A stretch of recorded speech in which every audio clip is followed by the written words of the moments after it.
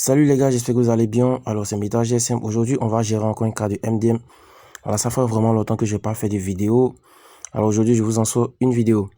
Donc comme je l'ai toujours dit, lorsque vous avez un cas de MDM que vous voulez gérer à distance, c'est important de savoir si l'email qui est ici correspond à celui qui est à l'arrière.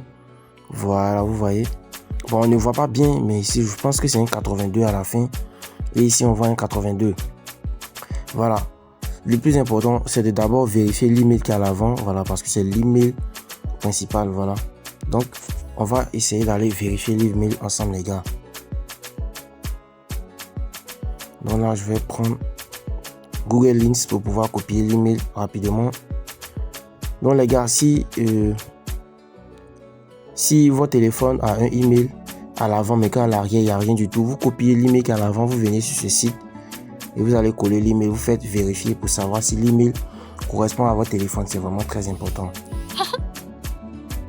Donc voilà, comme je l'ai dit, vous voyez ici, j'ai collé l'email, vous voyez, ça soit un Tecno. Voilà, un Tecno Spark 20 Pro Plus. Bon, on va retourner encore de l'autre côté. Regardez un peu le téléphone, le Tecno Spark 20 Pro Plus, vous voyez un peu. Et là, avec Google Lens encore, ça nous sort ici qu'on a un Tecno Spark 20 Pro Plus, vous voyez un peu. C'est vraiment très intéressant. Voilà. Donc, je rappelle encore, si vous n'avez pas d'email à l'arrière ici, vous partez vérifier avec l'email qui est à l'avant. Maintenant, si l'email qui est à l'avant ne donne rien, c'est possible de retrouver l'email original du téléphone avec une photo de la batterie. J'ai déjà fait une vidéo dessus. Je vais vous mettre ça ici, juste en haut, à droite de votre écran. Et je vais mettre ça en description et en commentaire aussi. J'ai fait une vidéo pour vous montrer comment obtenir l'email original. Donc, vu que son email est original, on va se rendre directement sur le serveur. Bien voilà, là nous sommes sur le serveur. Actuellement, pour le MDM, on ne demande plus de photos. C'est-à-dire, avant, on pouvait passer, c'est-à-dire on utilisait l'email plus la photo du téléphone avec l'écran. Maintenant, c'est plus nécessaire. Voilà, vous allez juste envoyer, coller l'email ici, vraiment très important. Vous collez juste l'email. Voilà, encore l'email là, on fait d'accord. Puis on passe la commande. C'est vraiment, actuellement, c'est très rapide. En quelques minutes, le téléphone est débloqué. Voilà. En quelques minutes, maximum 2 heures, le téléphone est débloqué. Donc ici, je vais essayer de lancer la commande rapidement. Voilà, je passe la commande.